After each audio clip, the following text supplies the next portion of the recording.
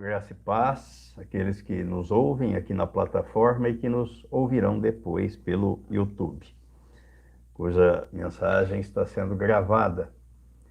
Nós vamos abrir as nossas Bíblias no livro de Provérbios, Provérbios capítulo 1, já que segunda-feira foi dia 1º, e dentro da proposta de ler um capítulo por dia de Provérbios, esse capítulo 1 me chamou bastante a atenção, porque ele também está relacionado, está dentro de um contexto de oração. E nós vamos aprender aqui algumas lições, preciosas lições, da palavra de Deus. Eu vou ler pausadamente, fazer comentários à medida que for fazendo a leitura, como gosto de fazer.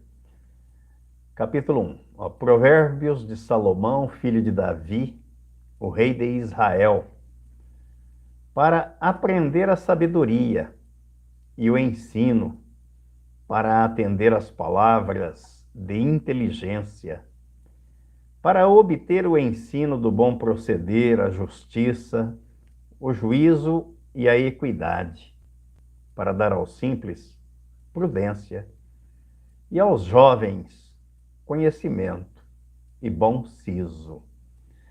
Sabedoria aqui é a palavra-chave do livro de Provérbios. E nesta obra, ela ocorre, a palavra sabedoria, mais de 40 vezes. O significado inclui a ideia de aplicar a inteligência que é dada por Deus nas ideias e práticas do dia a dia dos seus filhos, do seu povo. O livro é uma convocação para um viver sadio e bem-sucedido, em harmonia com os justos e imutáveis propósitos, desígnios de Deus. Jesus, o Messias, é a expressão exata da sabedoria de Deus. O que o apóstolo Paulo vai dizer na primeira carta aos Coríntios, capítulo 1, versículo 30 e 31. Ele diz assim: mas vós sois dele, de Deus, em Cristo Jesus, o qual se nos tornou da parte de Deus sabedoria e justiça e santificação e redenção, para que, como está escrito, aquele que se gloria, glorie-se no Senhor. Então, Cristo se tornou da parte de Deus sabedoria, justiça, santificação e redenção. A prudência a que se refere aqui o escritor do capítulo 1, Salomão, quando ele diz no versículo 4, para dar aos simples prudência e aos jovens conhecimento e bom siso. A prudência na literatura hebraica é normalmente usada como conotação negativa de ardil ou astúcia. É a mesma palavra usada em Gênesis 3:1, quando diz que a serpente foi mais sagaz, mais astuta do que todos os outros animais. Isso é para denunciar a sagacidade da serpente do Éden.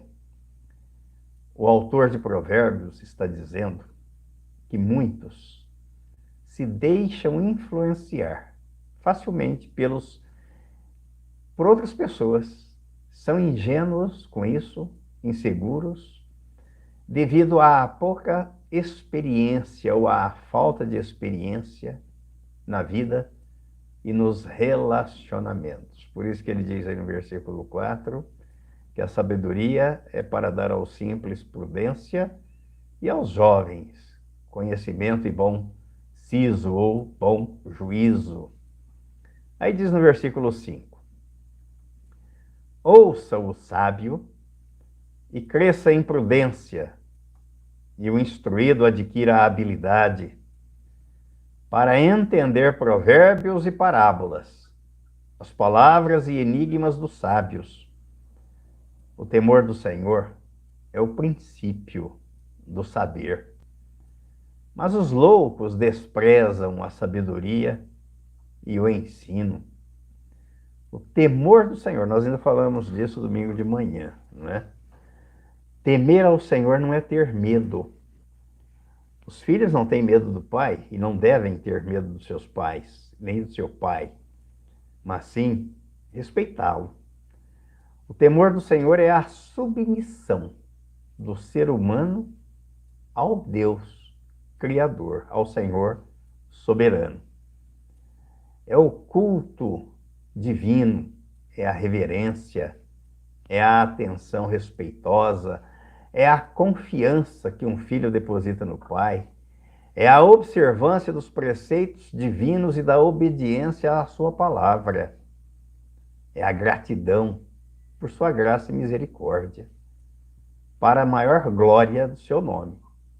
O princípio é a base do saber, é o princípio da sabedoria, é a base do saber, é a fonte. São chamados loucos os que desprezam o temor do Senhor e desprezam a sabedoria. É o princípio do saber. Começa a saber, começa a aprender, começa a ficar sábio. É o princípio. Versículo 8. Filho meu, ouve o ensino do teu pai e não deixes a instrução da sua mãe. Na prática diária da vida hebraica, especialmente nos tempos antigos, o pai e a mãe eram os primeiros e melhores mestres que um ser humano podia, que pode, porque não mudou, ter. É um privilégio, particularmente nos primeiros anos de vida, ter um pai, ter uma mãe. E não é sem razão que o apóstolo Paulo, escrevendo à igreja em Éfeso, na carta aos Efésios, ele deixou a recomendação que é válida para todos, em todos os tempos e em todas as épocas. Vamos conferir o texto? Efésios capítulo 6, versículos de 1 a 4. Ele diz assim: Filhos, obedecei a vossos pais no Senhor, pois isto é justo. Honra teu pai e a tua mãe. É o primeiro mandamento com promessa. Para que te vá bem, sejas de longa vida sobre a terra. E vós, pais, não provoqueis os vossos filhos à ira, mas criai-os na disciplina e na admoestação do Senhor. Então é uma recomendação da palavra de Deus, uma ordem: obedecei aos vossos pais. E lá no texto de Provérbios: filho meu, ouve o ensino de teu pai, não deixes a instrução de sua mãe, porque o filho que obedece o pai se dá bem. Ele evita as armadilhas, as artimanhas, as astúcias do inimigo, ouvindo os conselhos do seu pai, porque o pai quer o bem do filho. Versículo 9. Porque serão diadema, de Provérbios 1, porque serão diadema de graça para a tua cabeça e colares para o teu pescoço. Filho meu, se os pecadores querem seduzir-te, não consintas, quer dizer, não caia nessa. Se disserem, vem conosco, embosquemo-nos para derramar sangue, espreitemos ainda que sem motivos inocentes, traguemo-los vivos como o abismo e inteiros como os que descem à cova, acharemos toda sorte de bens preciosos, encheremos de despojos a nossa casa.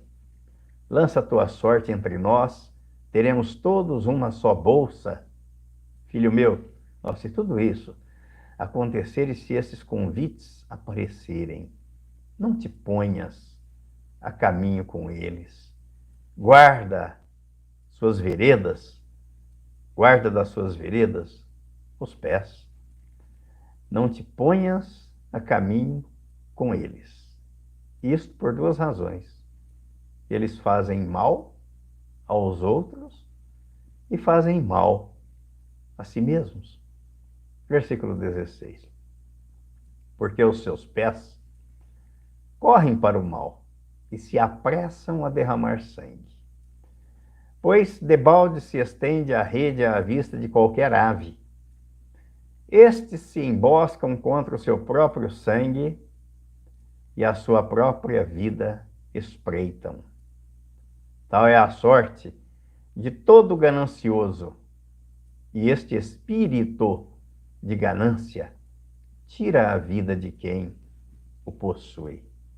Os ímpios certamente falharão no seu intento, assim como falha o passarinheiro que estende a rede à vista das aves. Antes, os ímpios mesmos cairão na sua própria rede e perecerão, ou seja, experimentarão do próprio veneno. Em outras palavras, aquele que com o ferro fere com o ferro será ferido. Emboscam contra o seu próprio sangue, fazem emboscadas para outros e depois eles mesmos caem na rede que prepararam. Aí diz o versículo 20, e aí está o tema da nossa reflexão desse capítulo 1 de Provérbios. Grita na rua a sabedoria, nas praças levanta a voz, do alto dos muros clama, à entrada das portas e nas cidades profere as suas palavras. Então, o grito da sabedoria, ou a sabedoria grita na rua. A sabedoria aqui personifica a pessoa de Jesus Cristo, tipifica a pessoa de Jesus Cristo. É o que, se nós olharmos aí para o capítulo 8, né, deste mesmo livro de Provérbios, nós vamos ver que ele fala exatamente isso. Provérbios capítulo 8, no versículo 22, ele diz: o Senhor me possuía no início de sua obra, antes de suas obras mais antigas.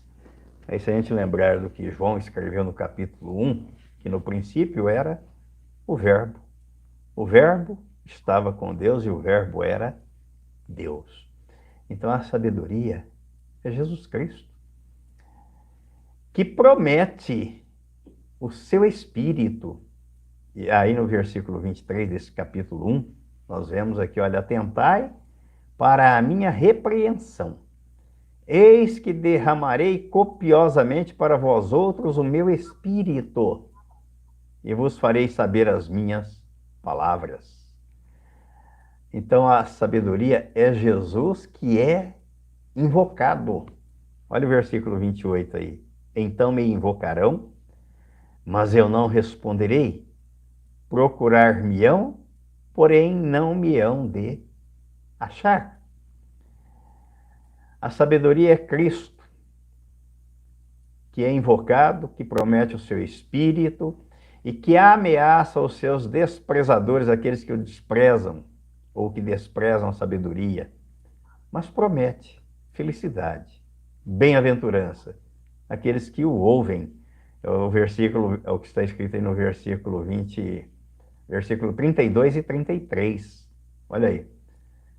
Os nécios são mortos por seu desvio, e aos loucos a sua impressão de bem-estar os leva à perdição. Mas o que me der ouvidos habitará seguro, tranquilo e sem temor do mal. Então, a sabedoria, aqui no livro de Provérbios, por mais de 40 vezes mencionado neste livro, é Jesus Cristo, é a pessoa de Jesus Cristo. Então vamos ao versículo 21. Do alto dos muros clama, à entrada das portas e nas cidades profere as suas palavras. Até quando, ó nécios, amareis a necedade? Necedade é uma palavra diferente, não? Mas significa falta de juízo. Falta de juízo. Eu não consultei outra versão, pode ser que outra versão já esteja traduzido por isso. Mas necessidade é falta de juízo. Até quando? Ó, e vós, escarnecedores, desejareis o escárnio, e vós, loucos, aborrecereis o conhecimento? Atentai para a minha repreensão. Eis que derramarei copiosamente para vós outros o meu espírito, e vos farei saber as minhas palavras. Mas, porque clamei, e vós recusastes, porque estendi a mão, e não houve quem entendesse, antes rejeitastes todo o meu conselho, e não quisestes a minha repreensão, também eu me rirei da vossa desventura, e em vindo o vosso terror, eu zombarei. Em vindo o vosso terror como a tempestade, e em vindo a vossa perdição como o redemoinho, quando vos chegar o aperto e a angústia, então me invocarão, mas eu não responderei. Procurar-me-ão, porém não me hão de achar. Isso me fez lembrar o que Deus disse através do profeta Zacarias, no capítulo 7. No capítulo 7, no versículo 13, ele disse assim: visto que eu clamei e eles não me ouviram, eles também clamaram e eu não os ouvi, diz o Senhor dos Exércitos. As questões espirituais, elas são muito sérias, porque elas estão pavimentadas numa via de mão dupla. Uma vai e a outra vem. Quando damos ouvidos à palavra de Deus, estamos ouvindo a voz dele, obedecendo, colocando em prática o que ela recomenda. Aí quando nós clamamos, quando nós oramos, quando nós suplicamos, quando nós intercedemos, Deus ouve as nossas orações, intercessões, clamores, súplicas. Mas quando não damos ouvidos, não estamos interessados no que Deus fala, Ele também não estará interessado naquilo que falarmos com Ele em oração. É isso que Ele está dizendo. E ainda mais, lembrando que Deus ouve e atende àqueles que estão em Cristo, porque creram na sua justificação, no corpo de Cristo, na sua morte para o pecado, no corpo de Cristo. A estes Deus ouve.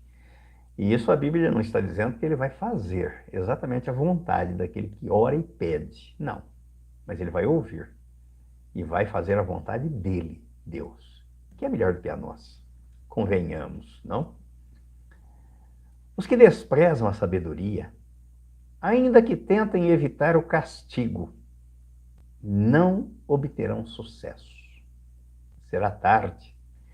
Assim como aconteceu com Esaú, que desprezou o direito à primogenitura e depois, mesmo com lágrimas, arrependido, não conseguiu reavê-lo. Esse texto sempre me traz uma certa inquietação e temor, porque traz à tona um fato real. Aqui não é uma parábola, não é um conto, não é uma ilustração, mas um fato que ocorreu. E o autor da carta aos Hebreus, no capítulo 12, versículo 14 ao 17, ele reproduz este fato. E ele diz assim: segui a paz com todos e a santificação, sem a qual ninguém verá o Senhor, atentando diligentemente, porque ninguém seja faltoso, separando-se da graça de Deus, e nem haja alguma raiz de amargura que brotando vos perturbe, e que por meio dela muitos sejam contaminados, e nem haja algum impuro ou profano, como foi Esaú, o qual por um repasto vendeu seu direito de primogenitura. Pois sabeis também que posteriormente, querendo herdar a bênção, foi rejeitado, pois não achou lugar de arrependimento, embora com lágrimas o tivesse buscado. Ele tinha o direito de primogenitura, era dele. Não deu valor. Trocou por um prato de lentilhas, de comida. E o texto bíblico diz que ele se arrependeu, chorou amargamente, buscou arrependimento, mas não obteve. Então isso serve de alerta para que nós que confessamos a nossa inclusão no corpo de Cristo, somos filhos de Deus guiados pelo Espírito Santo, prestemos e pensemos bem atenção naquilo que fazemos, como fazemos, por que fazemos. Porque de repente pode ser tarde depois buscar o arrependimento. O Esaú não conseguiu, não obteve. É um alerta. Versículo 29 de Provérbios 1. Porquanto aborreceram o conhecimento e não preferiram o temor do Senhor, não quiseram o meu conselho, desprezaram toda a minha repreensão. Portanto, comerão do fruto do seu procedimento e dos seus próprios conselhos se fartarão. Os nécios são mortos por seu desvio, e aos loucos a sua impressão de bem-estar os leva à perdição. Mas o que me der ouvidos habitará seguro, tranquilo e sem temor do mal. O que dá ouvidos à sabedoria, a Cristo, à palavra de Deus. Os tolos seguirão as suas próprias e mais obscuras escusas, vontades, mas rumo à destruição. Ninguém engana Deus. O sábio andará na companhia do Espírito Santo, do Espírito de Deus, e jamais se arrependerá. Ainda que passe por crises, ninguém está imune. As tempestades vêm sobre todos. Momentos de aflição. Jesus nos preparou para isso. No mundo tereis aflições, mas tende bom ânimo.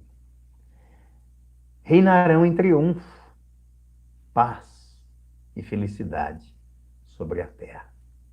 Conclusão. Jesus é a sabedoria de Deus. Na carta aos Colossenses, no capítulo 2, versículo 1 a 3, o apóstolo Paulo escreveu assim: gostaria que soubesseis quão grande luta venho mantendo por vós, pelos laodicenses e por quantos não me viram face a face, para que o coração deles seja confortado e vinculado juntamente em amor, e eles tenham toda a riqueza da forte convicção do entendimento, para compreenderem plenamente o mistério de Deus, Cristo, em quem todos os tesouros da sabedoria e do conhecimento estão ocultos. Sabedoria está em Cristo. Sabedoria é Cristo. A sabedoria grita pelas ruas, pelos cantos, pelas praças. Cristo. Basta dar ouvidos à sua voz para ser sábio, para ser feliz, para ser bem-sucedido, assim como Deus falou para Josué: onde você puser a planta dos teus pés, será bem-sucedido. Assim como diz o Salmo 1. E feliz é aquele que tem prazer na palavra de Deus e nela medita de dia e de noite. É como árvore plantada junto à corrente de águas, cuja folha não murcha, e mesmo no tempo de sequidão, no devido tempo, dá o seu fruto, e tudo quanto ele faz prosperará. Sabedoria está gritando aos nossos ouvidos. É o conhecimento. Ser sábio é o conhecimento colocado em ação. Cristo é a sabedoria. Amém e amém.